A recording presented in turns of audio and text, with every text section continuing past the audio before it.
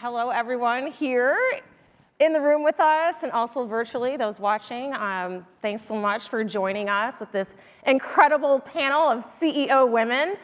We're talking about Michigan's future, how to make it better, how to make us a top 10 state, what are we good at? And I thought we would kick things off with talking about that.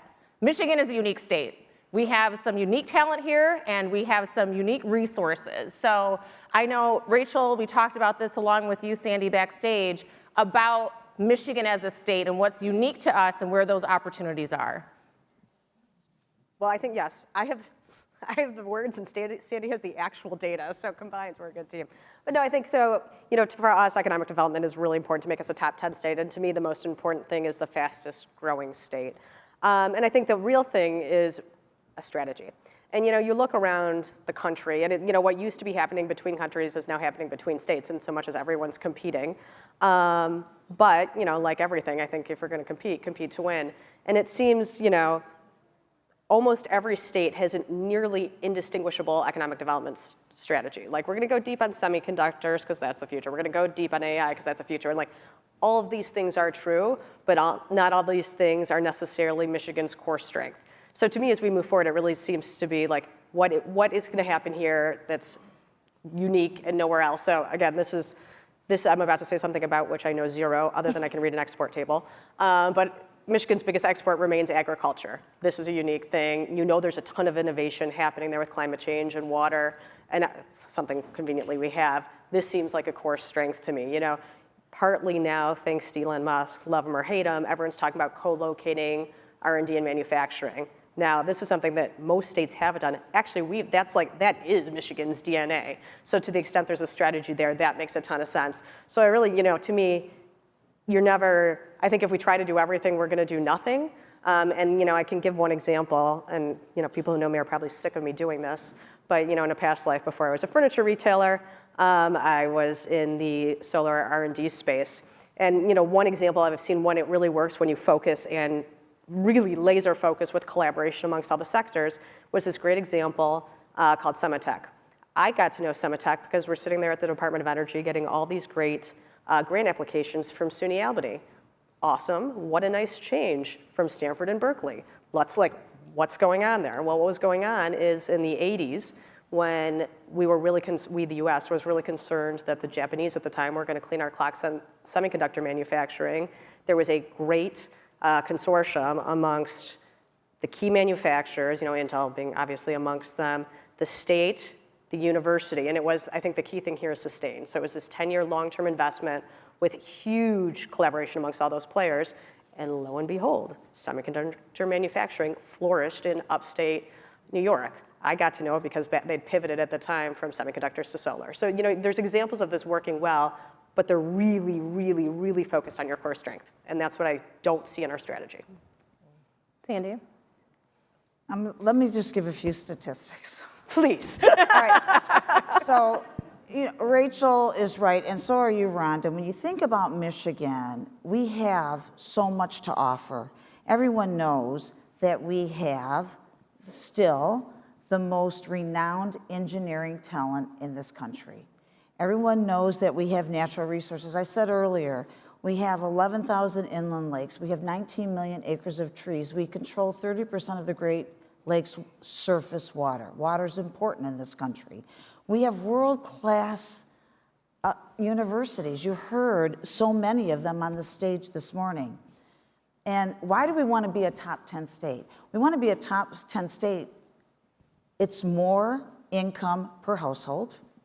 It's more people working, and it's more people moving to Michigan annually. Top 10 states get the size of St. Clair Shores in terms of population moving to their state. 58,000 people if you're in the top 10. Ladies and gentlemen, we are number 31 out of 50. That's a fact.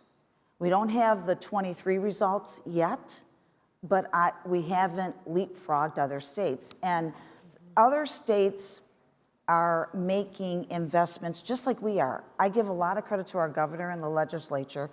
Billions of dollars are being invested.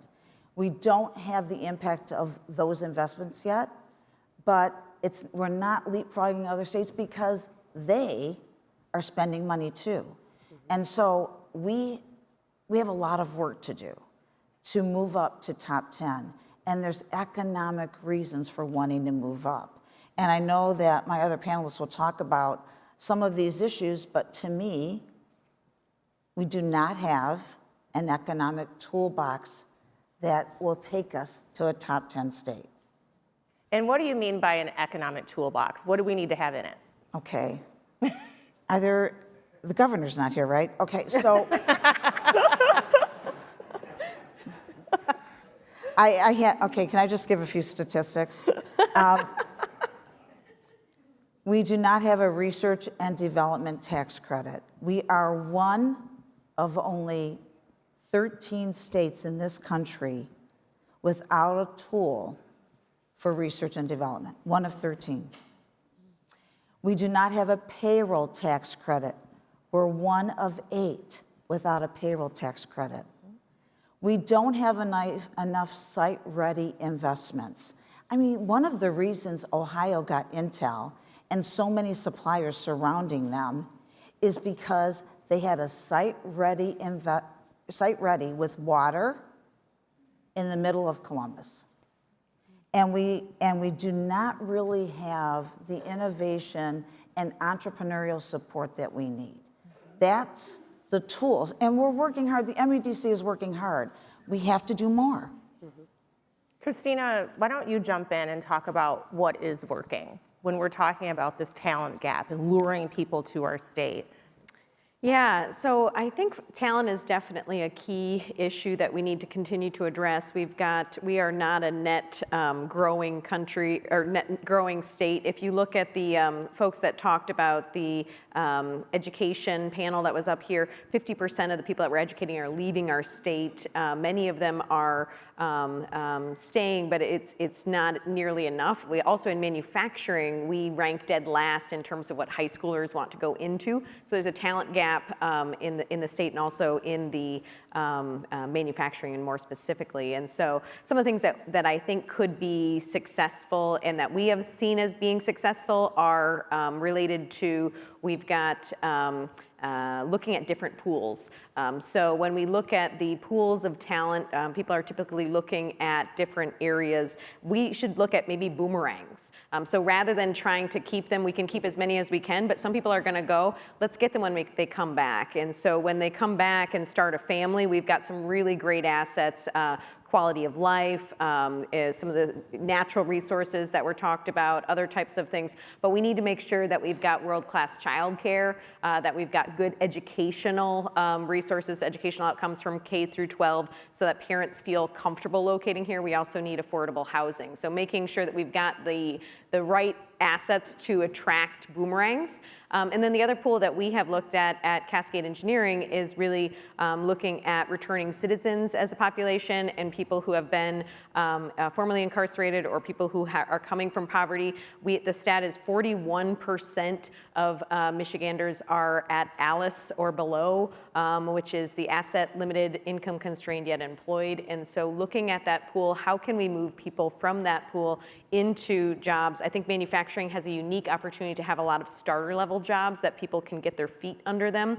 We actually have one of the lower recidivism rates in the nation due to the fact that we've done a lot of returning citizens work as a state. And so I think that's really exciting because the #1 indicator of not going back into prison is that you have a job, that you're employed. And so once you have the employment, then you can start putting the other things in place. You can support those growth mechanisms and ultimately grow our own, either from the schools, from other pools, because people aren't net coming to Michigan. And so how can we attract that differently? Well, I think, Natalie, you are luring people to Michigan. You are creating jobs. You are taking advantage of investments that are being made from the federal government into our state as it relates to infrastructure, EVs, battery plants. So let's focus on some good, some positivity. I mean, it most certainly is a balance. And like Sandy said, we do need to concentrate on really undergirding the businesses that are here.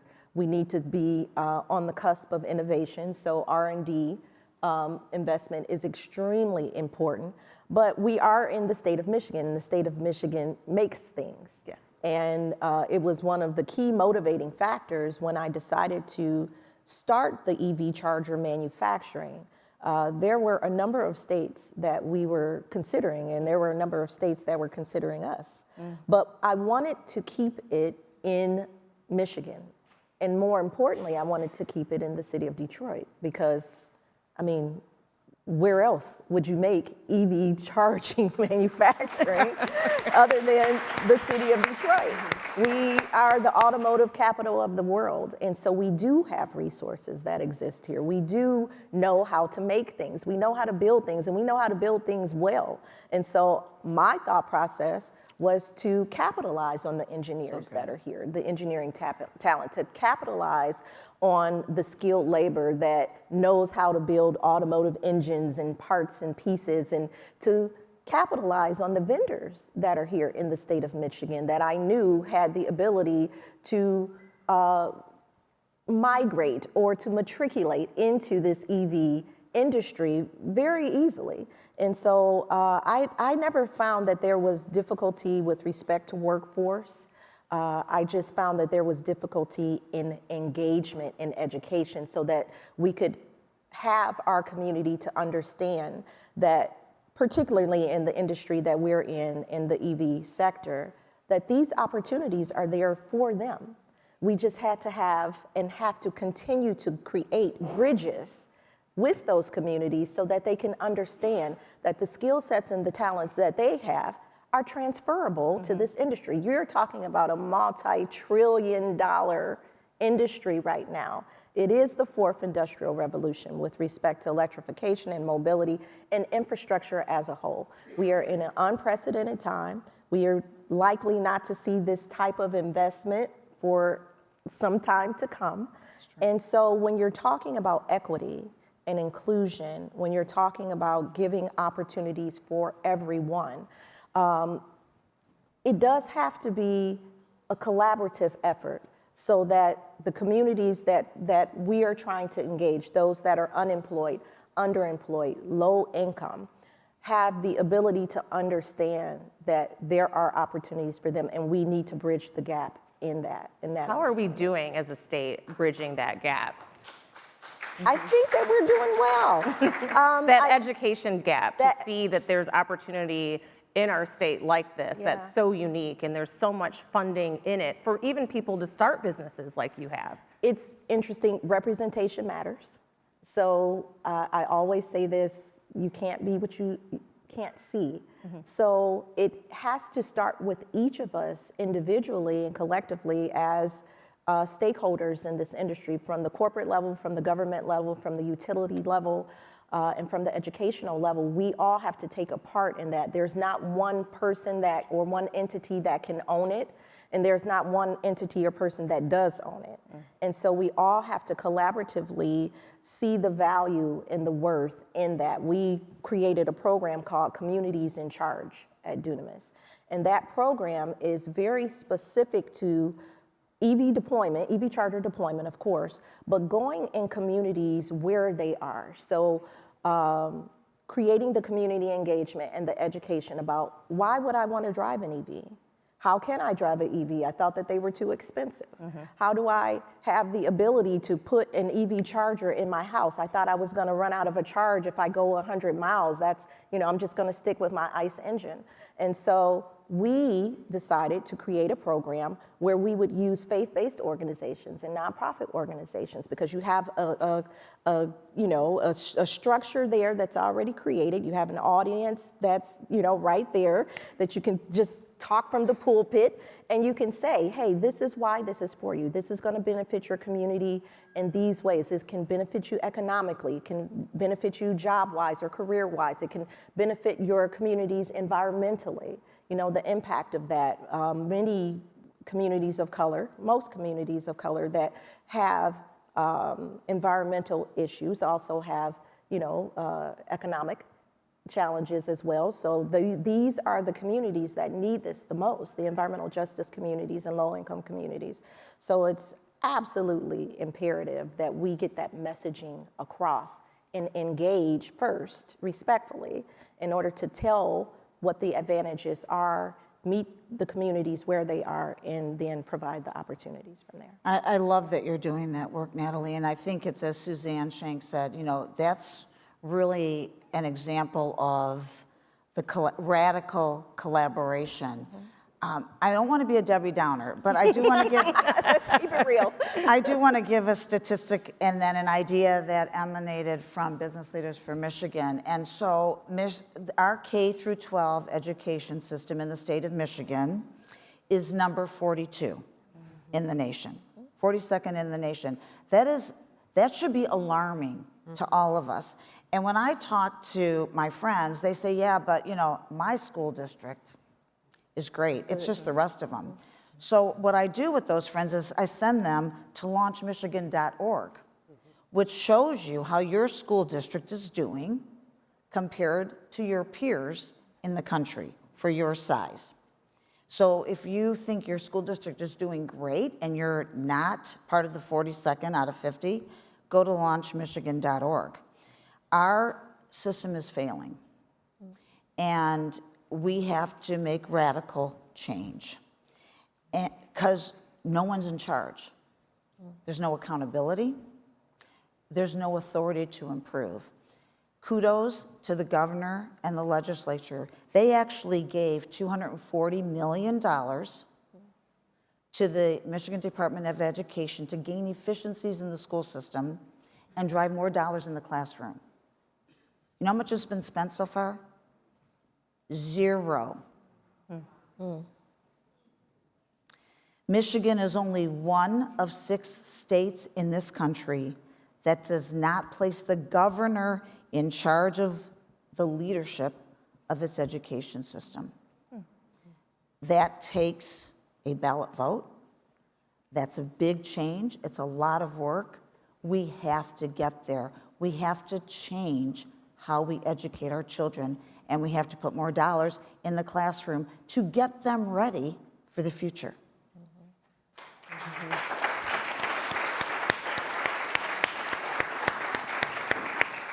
So let's look forward. Christina, talk about where you see us as a state, maybe the next 5 years, 10 years, if we begin to implement some of the things that we're talking about that will help take us to that top 10 level. Yeah, I think that the big pieces, I would echo the education piece. We're going to be dealing with the outcomes of the COVID pandemic for the next 15 years of graduates, and so we're already behind on some of those outcomes, and it's going to be a challenge. So I'm not. I don't think it's going to be an overnight thing. I think a lot of reinvestment in the K through 12 education that will also help with the boomerang folks that are coming back because they feel comfortable that they can bring their kids into our schools. So I think the school system needs to be addressed, as well as more STEM education. I think that having more of the STEM skill sets of science and math, and then exposure to manufacturing and other types of roles. The Gallup poll says that manufacturing ranks dead last in terms of what they want to go into when they come out of high school, but if they have exposure, it goes to like 3 out of 10. So we've been working with GVSU on a talent link. So we have the co-op program is our typical program, how we get young students, engineers and other folks in, and that's been working for a number of years, but they have this new talent link where they're getting liberal arts students as well, exposure to careers while they're in school so that they're more likely to get that exposure, to get engaged, to jump into the role. So I think it's really, we've got to address education, we've got to address talent, and then the other support services, childcare, and other types of support services. I think about them as almost infrastructure. Absolutely. You know, we've got to have the infrastructure here so that businesses can locate and they can say, I'm going to get good talent, I'm going to have the right support for those talent resources, and I want to continue to grow. And you've had some great success stories, Natalie, just in the manufacturing space and getting into it, having never worked in that arena before, and also the excitement that you're seeing of the people you're hiring. Absolutely. I'm a lawyer by trade, by the way. I have no technical background whatsoever, but definitely a passion and a vision for this industry and using clean energy technology to empower our communities, using power to empower. And in that, I think we talked about, again, representation. It matters, and the exposure matters. And so to be able to support businesses through the educational system, to be able to attract the talent is absolutely essential. We do an intern program every summer, and we work with local nonprofit organizations. There's a nonprofit organization called the Union that we work with, and they place students with us that are 11th grade, 10th grade, 11th grade. And I have this great story. This one kid had never seen an EV before, more or less knowing about an EV charger. He came to work with us. At the end of the internship, he did a presentation. He brought his entire family with him. Our entire executive team sat around a boardroom, and he created a PowerPoint presentation. And he did such a wonderful job in articulating what he had learned that summer. And he really is representative of exactly what you just talked about, Christina, because the exposure made him think, this is exactly what I want to do now. Whereas before he knew nothing about it. And he, but the coolest part about that, because he said, oh, I want to come back and I want to work for Dunamis. I want to get an EV when I get my first car. But the coolest part about it was that his mother, his father, his grandmother, and his sister came. And all four of them said, we're going to get an EV. We didn't even know that this existed. We know nothing about this industry. This is so wonderful. It's so wonderful that you're here and your team is here. And this is a great representation for us in this community. We're located on the east side of Detroit, in the deep east. I know I have some east siders out there. So we're in the deep east, in the hood. And so, it was phenomenal. And I believe that, we are hiring from the homeless communities. We are hiring from, young people with GEDs on the line, now making these EV chargers in this emerging technology. It's a phenomenal opportunity, but as Christina said, we also need assistance in eliminating the barriers. Childcare is extremely important. And when you are targeting this type of talent force or workforce, you also have to create opportunities for them to succeed. Mental health opportunities, healthcare, those are the things that and exposure, we really need assistance there. And I think that the state and educational partnerships can really assist there. So as we're trying to bridge and work together and make these radical changes, when we look at this audience here and watching virtually, what's the charge? What's the message? Well, let's go back to education. I think we all believe in it. I don't think there's a person in this room, but I think it's incumbent upon us. I think we've seen, as Sandy was alluding, there potentially isn't the political will to do the really hard things. And I think if we're going to be willing to make changes and get through ballot initiatives, these are hard and very expensive things to do. So I think it's incumbent upon us. I don't see how education gets to the forefront unless population of the state of Michigan gets it to the forefront. And I think that's going to take every single person in this room to make happen, because these are really not simple changes. There's a few potentially obvious changes, but it's not like it's, the state of Massachusetts doing some interesting things, other states doing some interesting things. But it's not like, it's an easy hit the button and go. This is 10, 20 years of real change and real investment in a system that was designed for a state economy that doesn't exist today. It's just, you go launch, Michigan has better history than I do, but you go back to it really supported a state agricultural system that looks very different than today. So I think, we all have to work with leaders at the local level, leaders at the state level, education, I don't need to tell anyone, is so decentralized, and everyone in between to make this a priority for voters. I think it's recognizing the great assets that we have in this state and the reasons we all call this our home and raised our families here. That all still exists.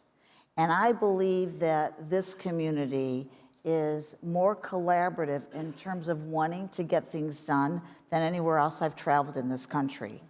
So I'm really happy about that. But we have to move forward and we have to face the facts. And that's hard to do. But reality is, we've got more work to do in order for us to not only grow talent, but to retain it and then attract from others. I mean, half of the people that we lose in the state of Michigan every year are under 35 years old. You can lose a 66-year-old and it doesn't hurt. But we can't lose the future of this state and this country.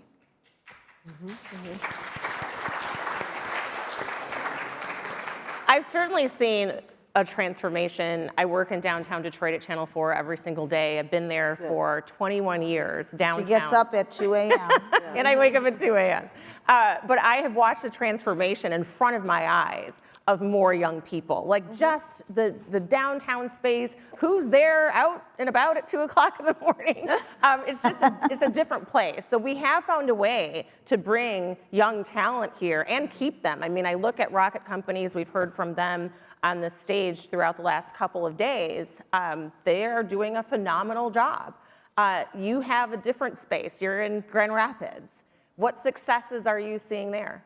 I think Grand Rapids has been pretty exciting to see. I often say that West Michigan is large enough to have examples of all the national problems, but small enough and cohesive enough to be a model of how to solve some of those problems. And I think there are some incredible, exciting things happening in the arts and culture space with the opera and the symphony and the ballet and all of the different resources. People really love the quality of life, but I think educational outcomes and especially K through 12 and childcare. We lost 1 in 4 daycare providers in Kent County during the pandemic, but we do have a millage, and there's some other things that we're working on trying to build those up. And so there's a lot of examples of people working collaboratively to try to address the concerns. Something that we've had that's been successful is the Source, which is an employee resource network, because there are often a lot of services that are available to support our employees, but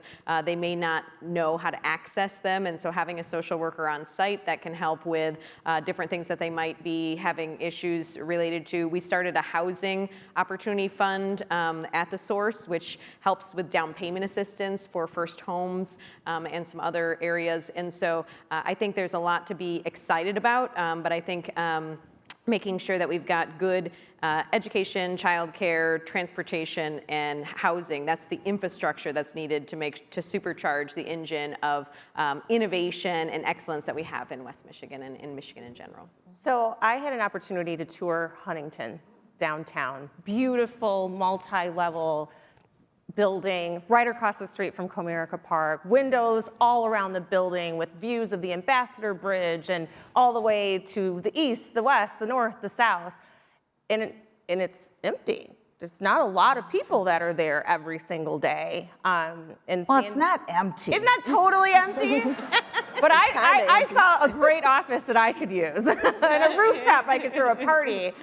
But we are facing these beautiful structures, this beautiful corporations that have all of this space, and getting our talent back in the buildings, this hybrid and remote work, and even buying furniture to fill these buildings. There has been an impact with this desire to work remote, but then you still want the investment and the people to be in these spaces like downtown Detroit, like in Grand Rapids. How are we luring them back? You have to insist that they come back. You just, period. You know, it's pretty easy. You're coming back to the office. And see that? I'll say, okay, so. It's pretty easy. Like everything in business, I think it comes down to culture. So I think ours was easy, you know. If you do not see the vision that the people that do the actual hard work of selling and delivering furniture can't work remote, then the Gardner White is really not the place for you. And I think, you know, we say we're sales support culture. If you want to be on our leadership team, you better really believe it. So I think, you know, It's a nicer way of saying it. Right? But do you feel like you're risking losing great talent? Don't care. They're not going to be a good fit if they don't understand their role in the organization. So there's that, I guess, some of the younger people that have had this benefit of remote work and are rolling into it believing like this is the way to do it. I can be on the beach in Cancun and get my work done. Well, I'll give you some data. I mean, like, so, you know, it sounds cute, but we've really spent a lot of time. We grew fast. We've spent a lot of the past year solidifying our core and really attracting, like, the top team, not I think, but I think the top team in the furniture industry. No questions asked. In doing so, we have recruited people from Washington State, Florida, Austin, New York, where am I missing some? So, and these are all young people with a ton of opportunities, including the opportunity to work remote, and they never considered it for a second. So I do think it comes down to a culture, and they feel, you know, one of them drives like so far every day, but he does it because he says, you know, I feel like I'm missing something when I'm not there. That's the culture, right? And I think it does work, and those are the right people, and if they're going to be a fit in your organization, they're going to come in. Obviously, manufacturing, you've got Totally to be different. in the building. We've been in person, we were essential, and we've been in person the whole time. Yeah, but you know, for me, I have a little differing view on that. Of course, for manufacturing, you know, you have to be there. But for our executive team, especially in the industry that we're in, it's extremely competitive right now. And so because, you know, it's not like EV is rampant in Michigan, but, you know, the core talent has been outside of the state as it relates to engineering, as it relates to, you know, sales and marketing and software design. And so we've had to go outside of the state to recruit. And in that, we've also had to adjust as it relates to our desire for them to be present versus their desire to maintain some form of, you know, virtual presence. And so it's a give and a take there. So while I would love for them to be, you know, we've had to kind of compromise on that a bit. Mm-hmm. We're actually out of time. And I don't know when we hit zero, but we talked before we started, how are these four ladies gonna talk in 30 minutes? So I know we could probably extend the conversation. Sorry to cut us off so quickly, but I swear I had 14 minutes a minute ago and now we're down to zero. So any quick, like 15-second final thoughts on how we make Michigan a top 10 state? My 10 seconds is invest in Michigan. Michigan, invest in Michigan. We have great companies here. And I know that there's you know, it's attractive to bring companies from outside of the state, but we have some phenomenal talent here. Invest in those that are here. Yeah, I would say just make sure that we've got the infrastructure to support the talent growth and keeping the talent here, because we've got a lot of great momentum. Yeah. Radical collaboration. Let's build the future together. I don't know, it's America's greatest state. Tell everyone the story. Yeah. Absolutely. Ladies, thank you so much. Masco Corporation is proud to deliver products that enhance the way consumers all over the world experience and enjoy their living spaces. Masco, serving Michigan communities since 1929. Support also provided by the Cynthia and Edsel Ford Fund for Journalism at Detroit PBS. DTE Foundation is a proud sponsor of Detroit PBS. Among the state's largest foundations committed to Michigan-focused giving, we support organizations that are doing exceptional work in our state. Learn more at dtefoundation.com. We help organizations find their voices through what they do and who they impact. We are VVK PR and Creative, a Detroit agency telling the stories of critical issues affecting the big picture and the small moments. Stories at Skyline Heights and on-the-ground influence. We lead with relationships first, solutions always, and with diversity as our compass. VVK PR and Creative. Nissan Foundation, and viewers like you.